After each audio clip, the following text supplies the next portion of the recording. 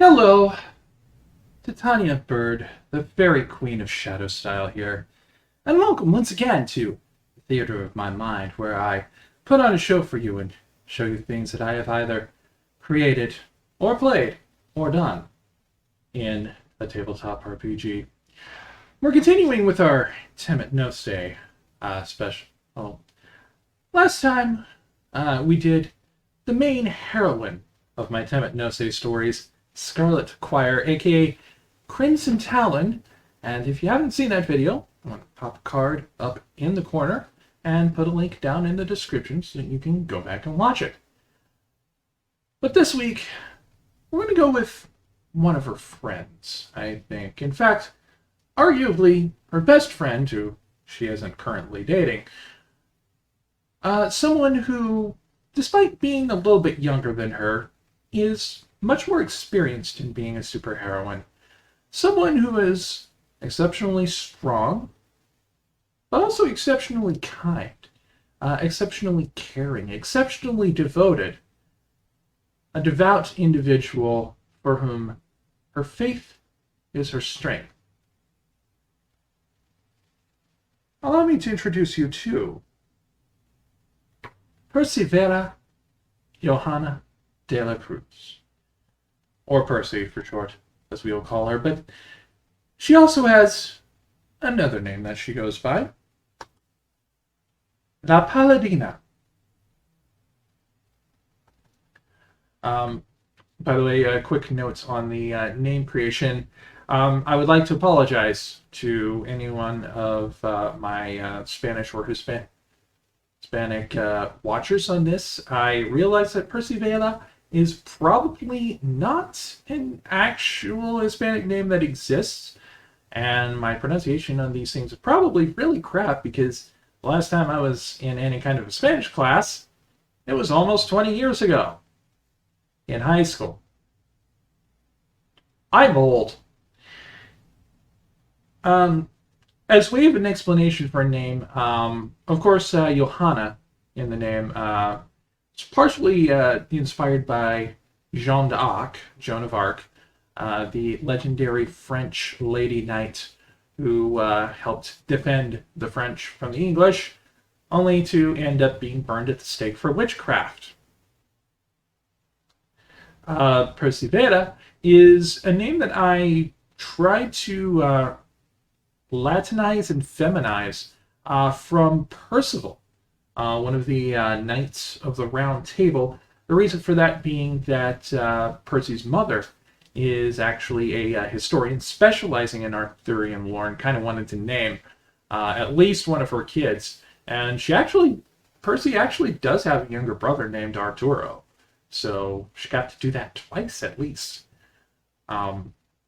She lives in Avidelphia, which is a name for a city that I took partially from Delphi and partially from Avalon, because just two mythologies that I wanted to pop together. Excuse me. And as her last name, De La Cruz, of the Cross, would suggest, La Palette, and also as her hero name would suggest, Percy is a paladin. And as the meme goes, what's a paladin? Well, I'm going to tell you what it means for her. It means that she was born and raised Roman Catholic, very devout in her faith, though not in kind of that crusadery, Dave's fault kind of attack the unholy kind of thing. She's not a destructive jerk kind of a girl. No, instead, she uses her faith as her power to help her fulfill the oaths and the duties given to her as a part of the Temet Nosce organization. She is all in for trying to protect Avidelphia in particular and the people of the world in general from the higher levels of evil that other people cannot really take care of. So, threats above and beyond what first responders can take care of. She is a very strong individual. We'll get into the attributes in a bit. But most importantly, she is very emotionally strong. As I said, she is a devout Roman Catholic, though she's not to the end of being like really bad about her faith. For one thing, she'd be the first thing to call out any priest who have been caught abusing children.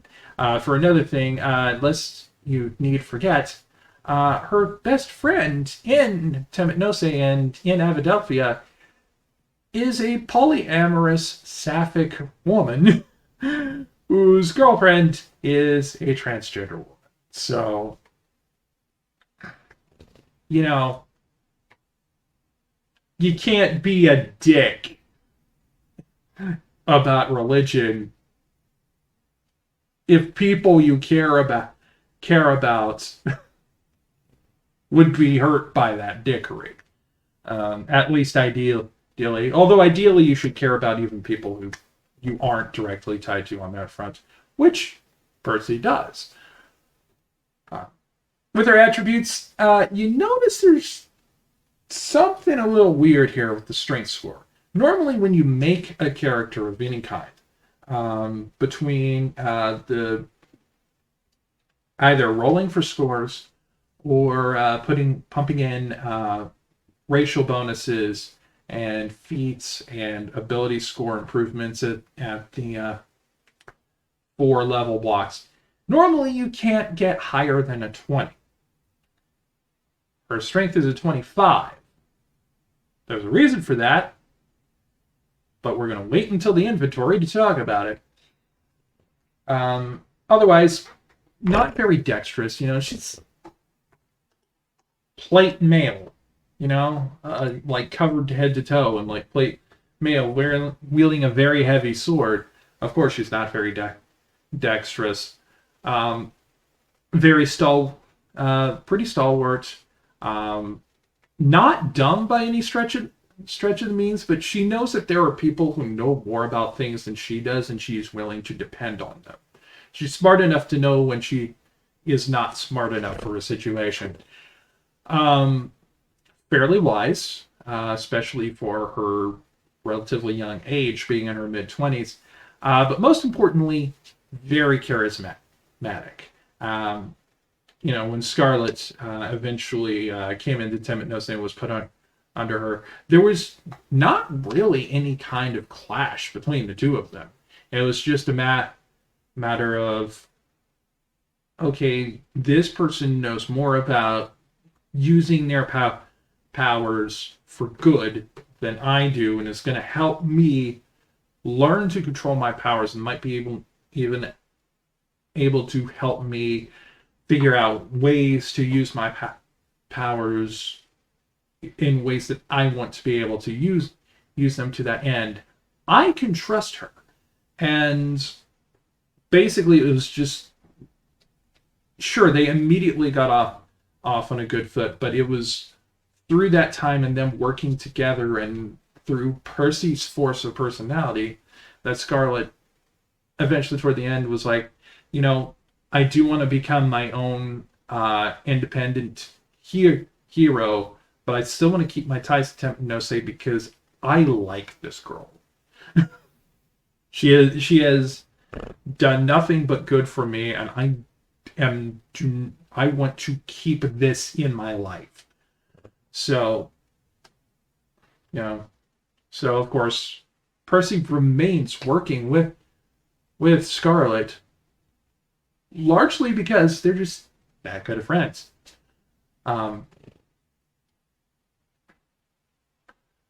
Yeah, so, of course, got bonuses on saves because of the Paladin. Immune to Charmed and Frightened as a Paladin. Now, the immunity to disease is something that pretty much is just in the D&D version of Percy, because I think one of the stories that I wrote actually did have Percy come down with the flu. So, in the quote-unquote real world that Temet Nosce is in, well, real aside from, of course, the existence for superpowers and whatnot, in the real world of Temet Nosce, she's as susceptible to disease as anybody. She does not have like a supercharged immune system, but here in the D&D world, she's a paladin. She can't get sick. Okay then. As far as skills go, of course, very athletic, deceptively strong for her size. She's a shorter individual. But, you know, the saying goes, dynamite comes in small packages.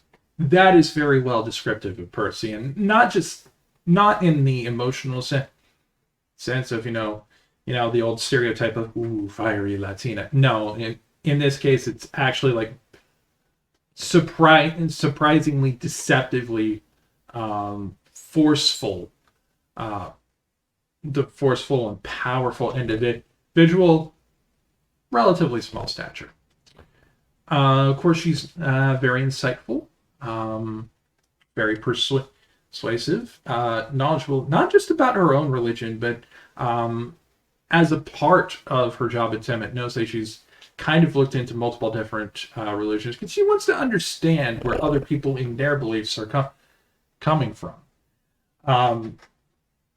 But most importantly, if the situation absolutely comes down to it, she can be scary. She doesn't normally want to be, but if it comes down to having to use this to calm down the situation or end a situation, she's going to do it.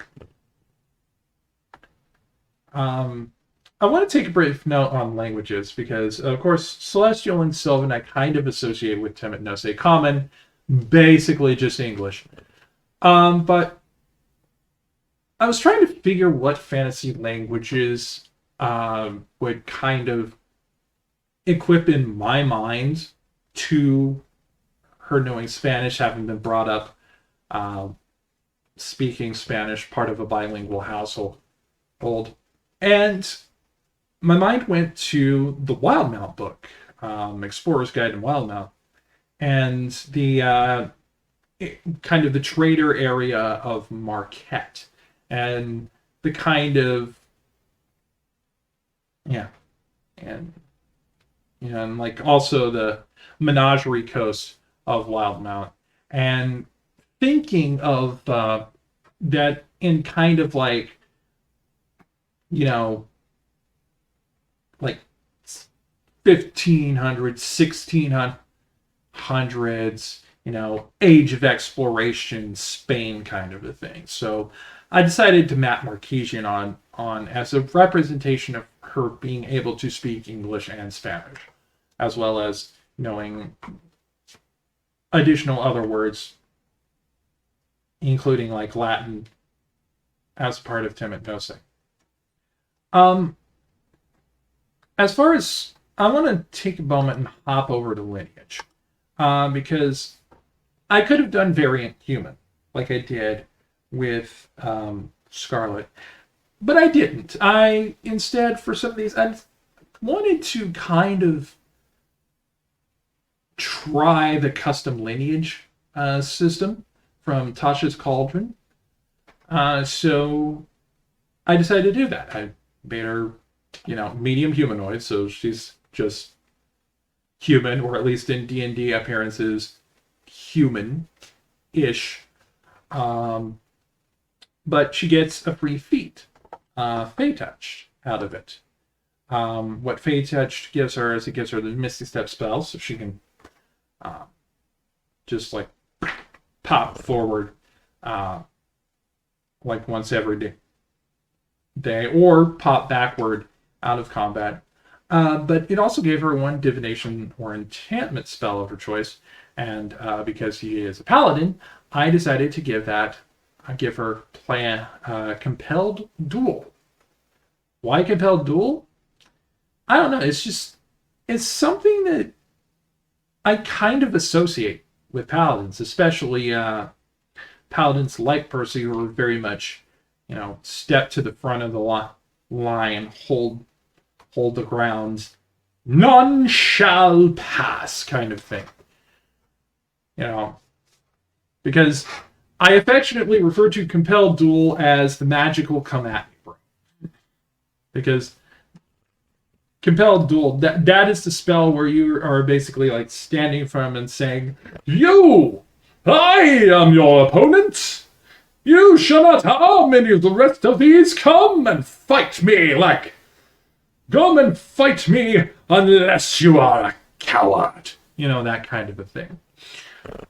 Which, again, for frontline characters like Paladins, is just like, ooh, yes!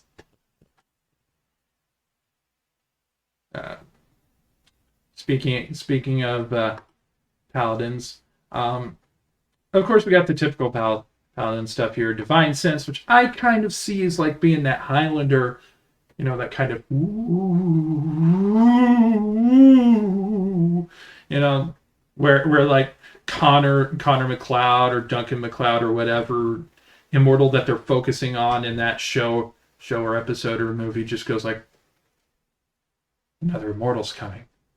That kind of thing. Lay on Hands, of course, magical EMT. Live, damn you!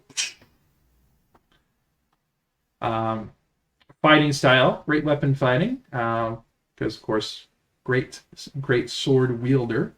Divine Smite, Paladin's favorite.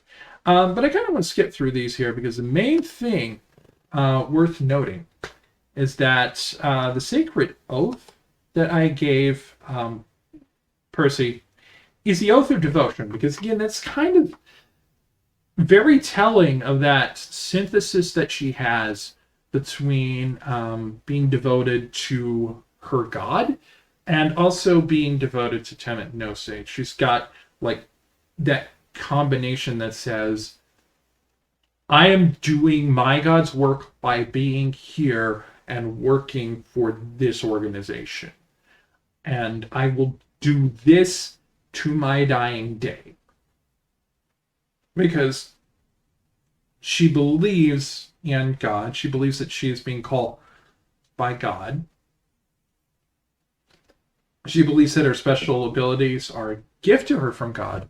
And she believes that the best use of those tools that was granted to her is in service to Temet Nosce's goals. That Temet Nosce is doing God's work, whether or not they'd say as such. So, of course, she's got the ability, Sacred Weapon. She can empower someone's weapon for a brief period of time. She's actually... there's actually like one story which was a crossover with a kind of Kamen Rider-esque story that I had started to write, where she actually figures out how to use her photokinetic powers, which is the explanation that in the Temet Nosce universe for some of the things that she can do that are paladin-like abilities, to actually empower her own weapon as a part of a final strike.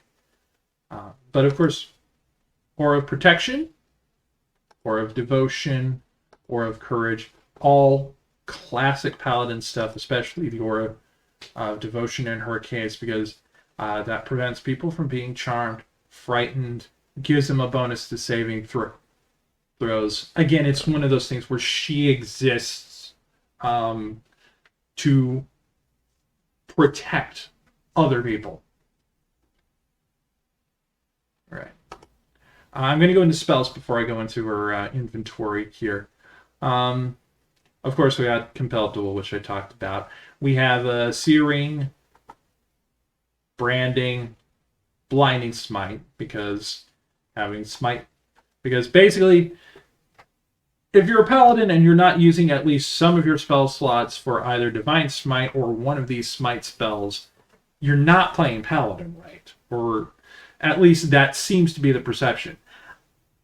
I don't know. I mean, it's a thing that you can do, but if you have these spells here, you might as well use the slots for him, even if you're relatively limited in the slots that you get from Paladin being a half caster class.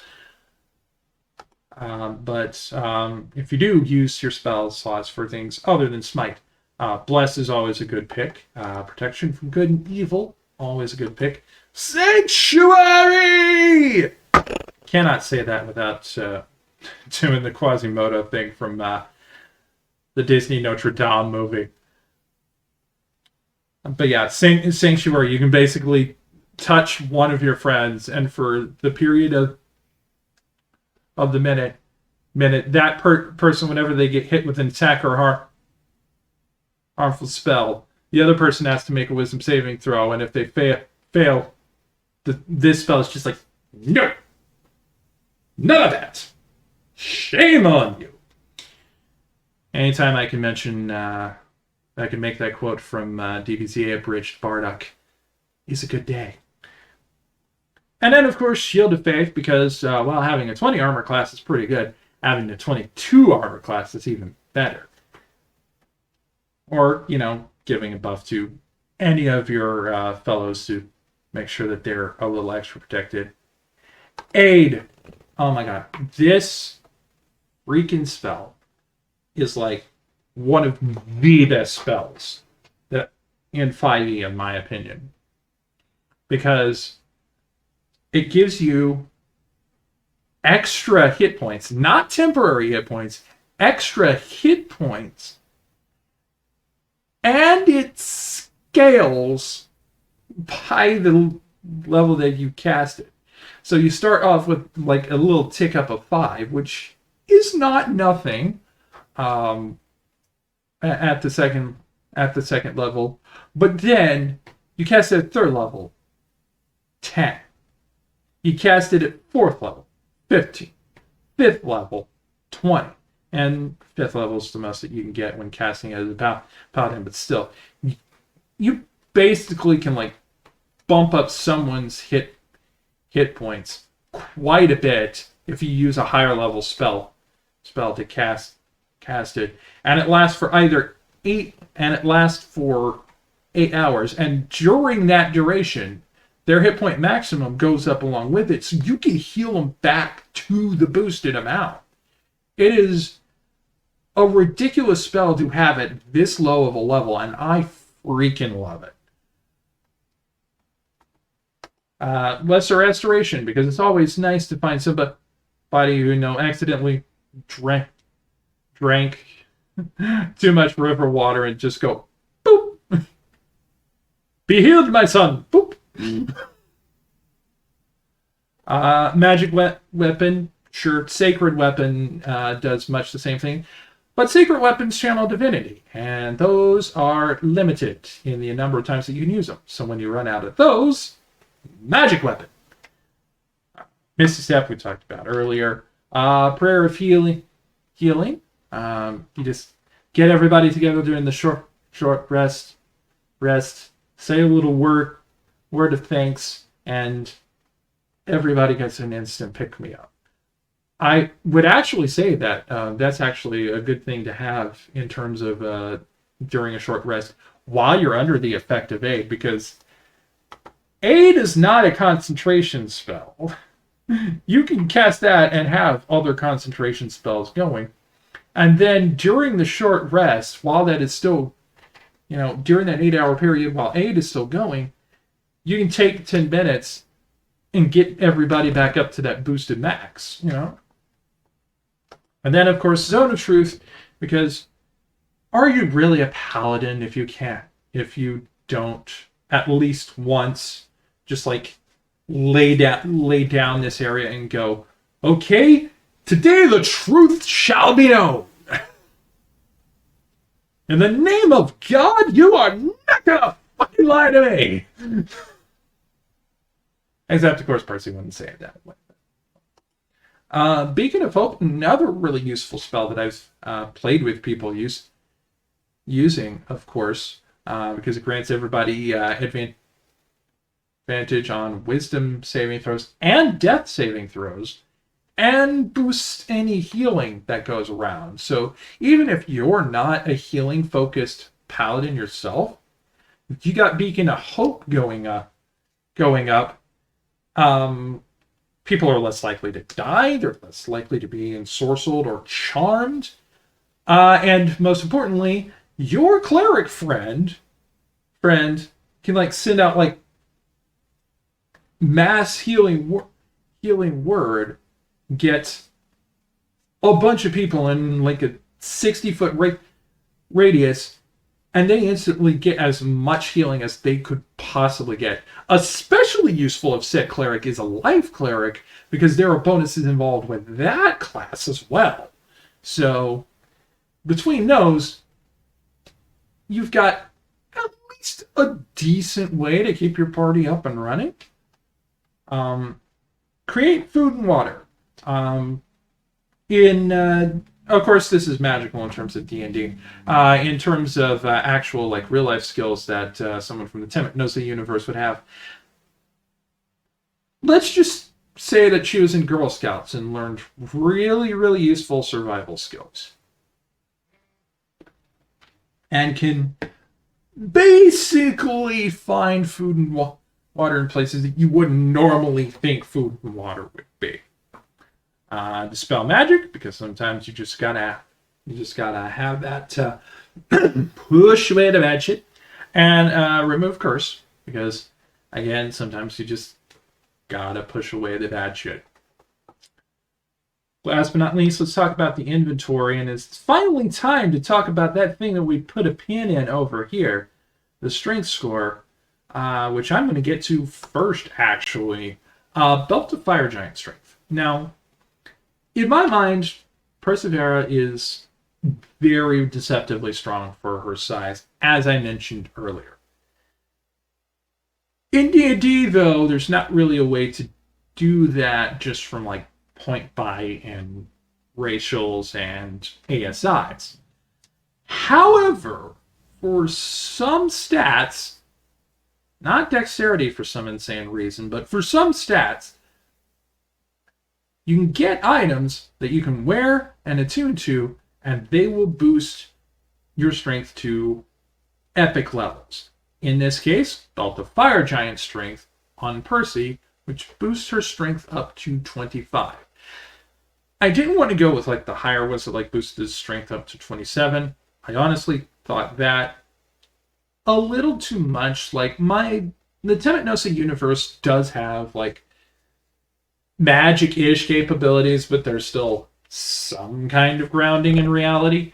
So I wanted to make her very strong, but not like insanely strong. So, excuse me. So you have that here, the Belt of Fire Giant Strength, which boosts her strength up to that ridiculous 25 and gives her that almost usually unheard of 27. In addition, her armor is Dwarven Plate, which again is very much for like stand the ground, none shall pass kind of mentality, because not only is it very good armor, being a 20 armor class, but it's also resists most force movement, or at least minimizes force movement. And then, of course, what would be a very powerful paladin without a Holy Avenger Greatsword? Yes, it is a very rare and legendary weapon that usually people have to go on quests specifically to find. But in this case, what it really represents is that the weaponsmith of Temet Nosce, Matei Alexeyev, aka Nikovolo, being so good at being able to forge weapons that interplay well with people's special abilities. So this one really works extremely well with Percy's photokinesis. So, of course, it's got the boosted damage against fiends or undead.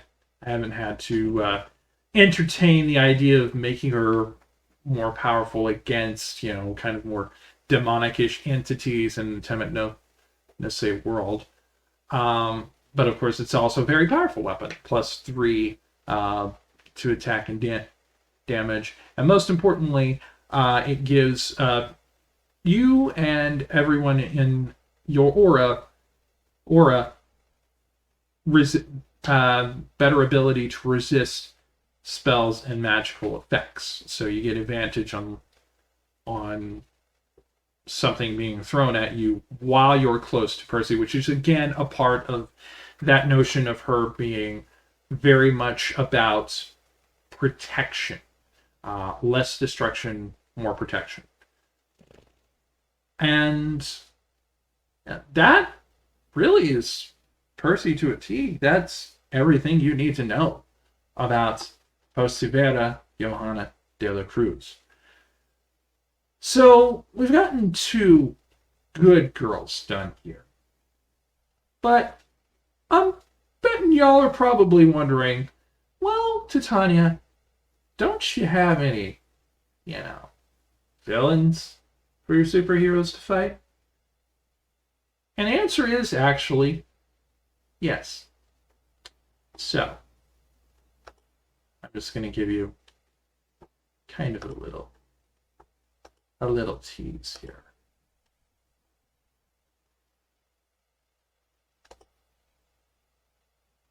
When next we return to Temet Nosce, let's say hello to a bit of a bad girl. She wasn't always a bad girl. She was once a good girl, but in more recent times, well, she's decided to turn heel. When we return to the theater of my mind, I will tell you the story of Angela Gibson, otherwise known as Driver. Until then, the show is over. I shall take a bow.